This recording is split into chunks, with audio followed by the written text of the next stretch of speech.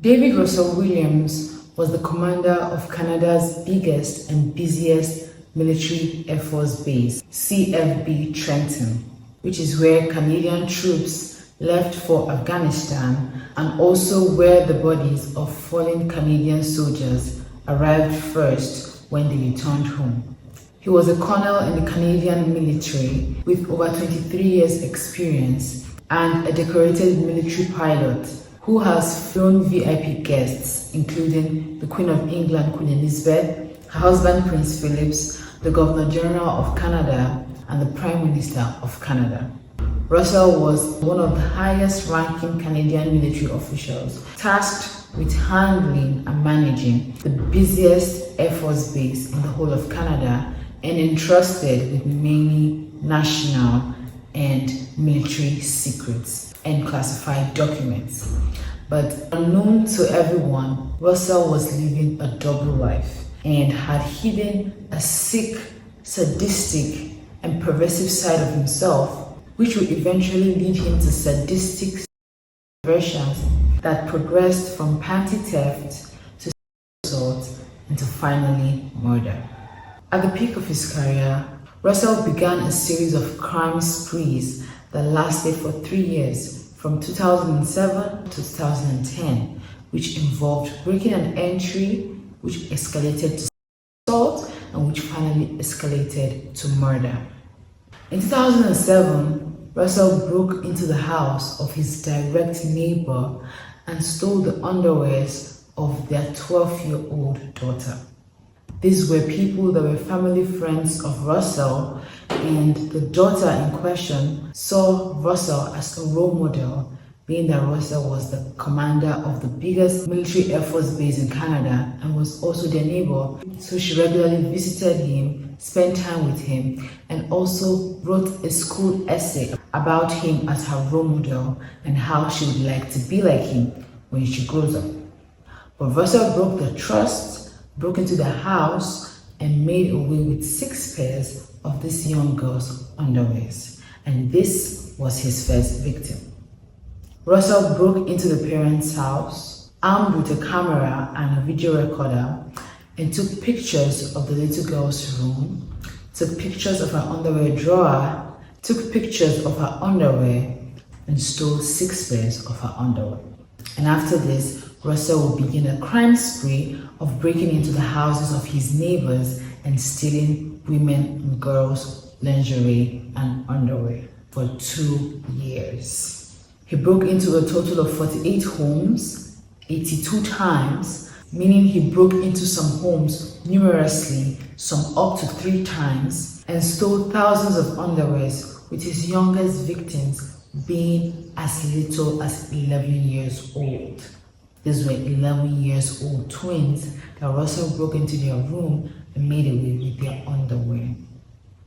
He did all this to his neighbors, not people far away, not people a mile away or in another town. These were all to his direct neighbors. On the map, it shows all the houses affected were like a circle around Russell's house. As time went on, Russell grew bolder in how he performed his crimes. At first, he broke into houses by just picking locks or forcing a window open, or sometimes he would meet the house unlocked. Apparently, some people in some countries leave their doors unlocked, maybe because of the low crime rates, but apparently some people leave their doors unlocked, which can never be the case in Africa. No, we don't do that here. So at first he would break into these homes with a camera, then he would take a picture of his victim's room, then the victim's underwear drawer, then the victim's underwear, and will then steal some underwears and make his way back to his home. But as time went on, he became bolder and began taking pictures of himself in his victims' rooms, taking pictures of himself wearing his victim's underwear. He began taking pictures of himself lying on the victim's bed, mostly naked, and eventually taking pictures and videos of himself in the victim's bed, naked and Eventually, Russell was no more content with just, stealing and laying on their bed naked and whatnot. He decided to upscale his disgusting and perversive behavior. and began on the victim's bed, in the victim's room, and around the victim's house, leaving his DNA everywhere. He got so bold and left his DNA all around his victim's house, his victims. He also began leaving notes for his victims, leaving a note on a 12-year-old girl's computer that said merci, meaning thank you in French. Thank you.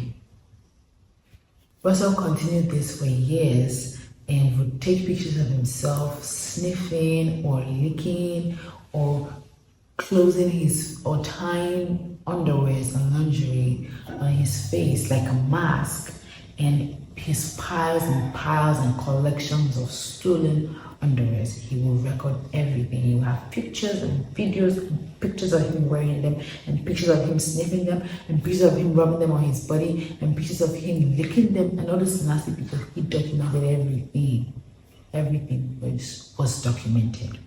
Eventually, some families began noticing that some creep had broken into their home, but they couldn't find out what this creep or thief could have stolen, right? Because Russell was very careful in how he stole these underwears.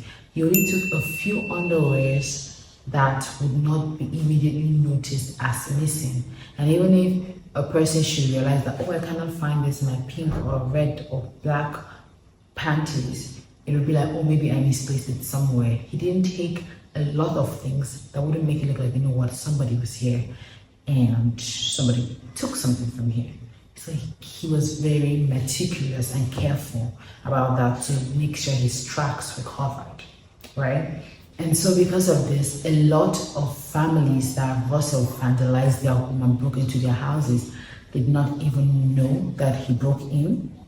They did not find out. So out of the 82 break-ins, only 15 realized and reported to the police. And even when they reported to the police that someone broke into their house, they couldn't say what was stolen. So the case was very vague, and the police did not have a lot of leads to follow through on to catch this creeper or stalker or criminal, as you want to call it, right? So a lot of people were oblivious to the assault and vandalization that Russell was carrying out on them, on their personal belongings, and on their privacy. And for the few that reported and the issue we printed out on the newspapers, Russell actually gathered all the newspaper printings about his crime and stored them as trophies. Eventually, Russell got bored of simply breaking and entering and just like stealing underwear, and he wanted something more. He no longer got the high he used to from doing that in the beginning, and he wanted something more. He wanted a new high, right? So he decided to upscale his crimes from panty thief and breaking and entry to assault in September 2009, after about 2 years of panty thieving. His would-be first assault victim, was a 14-year-old girl, the daughter of his neighbor. As usual, he always goes to his neighbors, who Russell admitted that he had been trying to quote-unquote raid her room forever, for ages. After numerous failed attempts to break into the house, Russell was eventually successful and gained access to this little girl's room. He did his usual routine of ransacking her room, taking pictures of her room, taking pictures of her underwear drawer, taking pictures of her underwear, and taking pictures of himself wearing her underwear. Russell left the house, but he did not leave the property. He hid in the family's backyard, stripped off his clothes, and while waiting for the 14-year-old girl to return home. But thankfully, her father came home before her, and so automatically Russell's plans were destroyed, and he sneaked away back to his apartment, and that was the end of the would-be assault on this little child.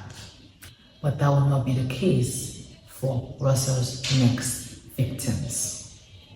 Just 2 weeks later, Russell would break into the house of his first ever assault victim, a 21-year-old new mother who was at home sleeping with her 8 weeks-old baby girl. Russell broke into her house while she slept, blindfolded her, beat her awake, tied her up, and took photos and videos while he and assaulted her. As he was assaulting her and her, he was taking videos of everything. And he did this for hours before finally leaving her there on the floor, a horrible mess, and escaping back to his apartment. A few weeks later, Russell would break into the home of his second assault victim. He watched the woman while she slept for some time before blindfolding her, beating her, tying her up, and recording himself assaulting and her. After that, Russell wanted more. He wasn't satisfied with what he was getting. He wanted more, and he was on a roll. And this is when he would eventually, finally upgrade to murder.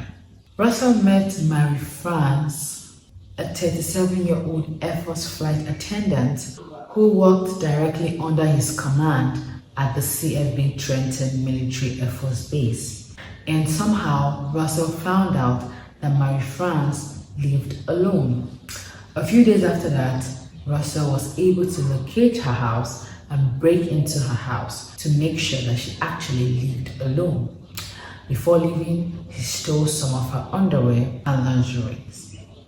And a week later, on the 25th of November 2009, Russell broke into her house again and hid behind the furnace in her basement and waited for her to return home.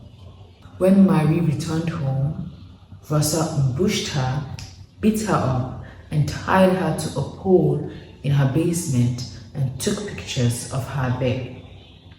After that, he dragged her upstairs where he raped and assaulted her for more than 2 hours, all the while recording videos and taking pictures. During this entire nightmare, Marie begged Russell for mercy.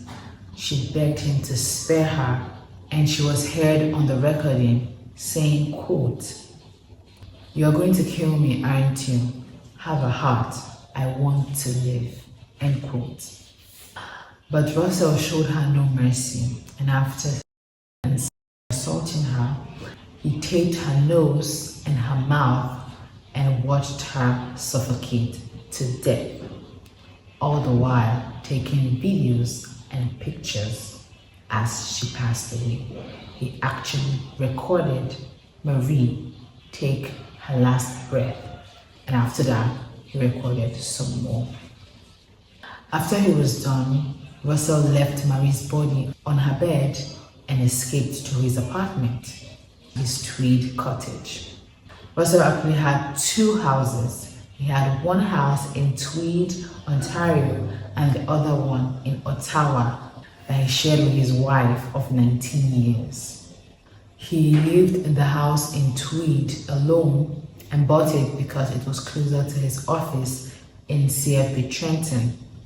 And he stayed there in Tweed for the weekdays and spent the weekends with his wife in their Ottawa house. And it was during his time living alone in Tweed that Russell committed all these atrocities. Mary France's body was found 2 days later by her boyfriend, and the police began investigating, trying to find out who would commit such a gruesome crime. When the news of her death got to the CFB Trenton Air Base, Russell Williams wrote a letter to Marie's father as her commander, expressing his sorrow and sadness at her sudden death and telling her father to let him know if there is anything he could do for the family during this quote-unquote very difficult time, end quote. That was his actual words. The police continued investigating Mary France's death, but they could not crack the case. while Colonel Russell Williams continued being a model member of society, a decorated army colonel, and a role model to kids and adults alike all around his community. But eventually, Russell's fake image and reputation was about to all come crashing down, and everyone would then see him for the real sadistic, perverted serial killer that he was. 2 months after the death of Marie France, and with no breakthrough in the investigation, Russell Williams was driving home from work on the evening of January 27, 2010. And on his way, he passed by the home of 27-year-old Jessica Lloyd and saw her through her window exercising on a treadmill. Russell stopped his car and watched her for a while and took notice that she lived alone. After that, he drove off to his apartment. He returned hours later in the early morning of 28 January 2010. He parked his car in a nearby field and snuck into Jessica's backyard, hid, and waited for her to fall asleep. Hours later, when he was sure she had fallen asleep, he broke into her house. He blindfolded her, beat her awake, tied her up, and assaulted her for hours, all the while recording and taking pictures, always. Jessica begged for her life. She begged him for her life. And Russell told her that if she obeyed, if she stopped struggling, he would eventually let her go. If she just did his every request and just obeyed blindly, he would eventually let her go. Afraid and hopeful, Jessica complied and obeyed him completely with the hope that she would get her freedom.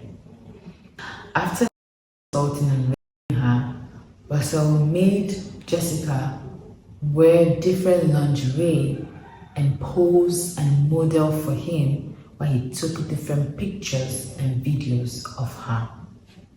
After that, he dragged her to his car parked in a nearby field, drove her to his Tweed apartment where he would assault her for the next 24 hours. After that, he dressed her up and walked her to the front of his house as if he was about to let her go, but he then used a flashlight to strike her numerously on her head, cracking her skull, and Jessica immediately fell to the ground unconscious. Russell then proceeded to strangle her with a rope until she was dead. He then took her body and dumped it in a garbage can in his garage. And a few hours later, he dressed up and casually went to work because he, quote, had an early morning flight, because by now it was already Friday, the 29th of January, 2010. Russell spent that Friday at work, and Saturday he went over to Ottawa to spend the weekend with his wife. He returned to Tweed on Tuesday and dumped Jessica's body in a woody area some miles away from his home. This dog is noisy. Meanwhile, friends and acquaintances had begun to report Jessica missing, and their suspicions were correct when the police went to her home and found her car, found her purse, found her phone, but Jessica was nowhere to be found. But they found some boot prints in the snow in her backyard. A major search for Jessica ensued, with the police, members of the community, Jessica's friends and family all gathering to search for her. They will also search and rescue Air Force aircraft assigned to search for Jessica, all of them approved and authorized by Colonel Russell Williams, the commander of the Air Force military base. All these were going on, and a week went by and there was still no clue, no leads, whatever, in the search of Jessica. No information on where she is, or where she might be or what happened to her. But then a member of the community came to the police with a tip that would change the course of Russell Williams' life. The person told the police that around 3 a.m. on the morning of January 28, 2010, he was driving past Jessica Lloyd's house and he noticed a silver SUV parked in a field close to her apartment. He thought it odd and weird, but thought nothing of it and continued on his way home. But then days later, he passed by the same house, Jessica Lloyd's house, and saw the police all around and posters of a missing woman pasted all around. And that he decided, because the police had encouraged, if you see anything, say something, he decided to come forward with this tip. He didn't know whether it would be of any benefit, but he just thought to put it out there. And that was what changed the whole story. That was the breakthrough in the case. The police drove up to the field where the witness said he saw the SUV parked, and they found tire tracks frozen in the snow. Coupled with the boot prints they found at Jessica's backyard, the police decided to use whatever evidence they have to try and find the person who was last in physical contact with Jessica. The police set up roadblocks all over the city under the pretense of searching for drunk drivers, but they were actually checking each car's tires to find a match to the tire tracks in the field. And after grueling hours, the police were able to find a match. And it was the tires of a silver 2001 Nissan Pathfinder owned and driven by Colonel Russell Williams. A few days later, on a Sunday, the 7th of February 2010, Russell Williams was invited to the Ontario Police Headquarters by Detective James Smith to, quote, help the police tie up some loose ends in their investigation of Jessica Lloyd's disappearance, end quote. When Russell arrived at the interrogation room, he was very calm and collected, smiling and chewing gum, grinning at the camera, and declining a lawyer. Detective James Smith was a small and soft-spoken man, while Russell was a bigger and more commanding and had a more commanding presence. But within the course of a 10-hour-long interrogation, Detective James Smith was able to skillfully present Russell Williams with facts that proved that he was at Jessica Lloyd's house on the morning of January 28, 2010. James was also able to encourage Russell to submit his DNA sample, fingerprints, blood sample, and even the boots he was wearing for police investigation. And as luck would have it, the boots Russell wore to the police headquarters that day was the same exact boots he wore to Jessica Lloyd's house. And so the boots Russell submitted for the examination matched 100% with the boot prints found at the back of Jessica Lloyd's house. When the results of the tests came out, and coupled with the fact that Russell Williams' tires matched 100% with tire tracks found on the field near Jessica's house, Detective James Smith was able to calmly and skillfully get Russell Williams to confess to all his crimes. He confessed to the murder of Marie France. He confessed to the murder of Jessica Lloyd. And Detective James was also able to encourage Russell to direct the police who were searching his home on where to find evidences of his crimes. And Russell Williams eventually ended up directing police where to find his 2 computer hard drives filled with more than 3,000 pictures and videos and diary entries of his crimes. of him stealing women and girls' underwears, of him breaking and entering, assaulting, and murdering women. The police also found his camera, a manual on how to pick locks, and over 1,000 lingerie and underwears of women and girls carefully stored in boxes and pillowcases all around his house.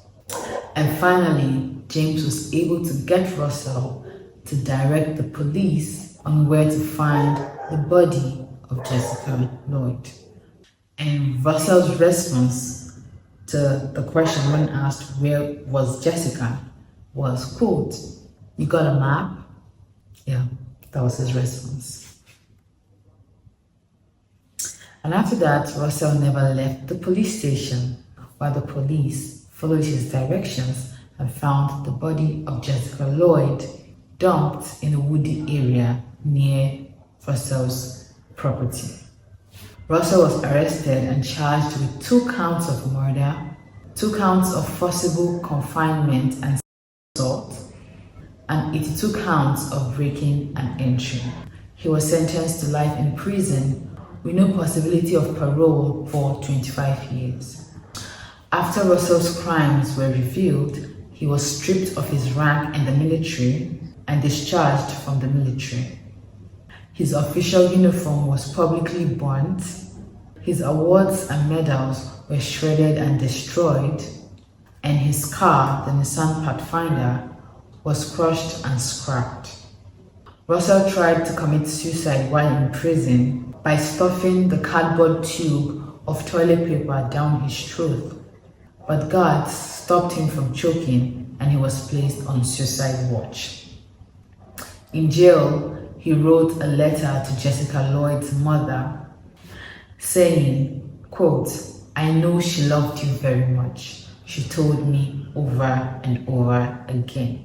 Because when Jessica was being abused and recorded, she can be heard saying, quote, "I don't want to die, please. If I die, will you make sure that my mother knows I love her?" End quote. And with this, Russell had the audacity to write a letter to her mother telling her that he knew Jessica loved her so much because she told him over and over again. Russell's wife divorced him and kept one of the houses, the house in Ottawa where she lived together with him and still currently lives there. While Russell kept the Tweed cottage and actually sold it from his prison cell in 2013 for $165,000 to his next door neighbors, whose 12-year-old daughter was his first victim. And the neighbors planned to live in the house, which is just crazy. Russell was kicked out of the military with no severance pay, but he was allowed to keep his military pension, which amounts to 60,000 Canadian dollars every year. Russell Williams is currently incarcerated and will be eligible for parole in 2035. But with the scale of his crimes and the video and photo evidence of it that he took, experts believe that the public will never want him out on the streets and therefore he would never be granted parole. One can only hope, pray, and wait. Thank you.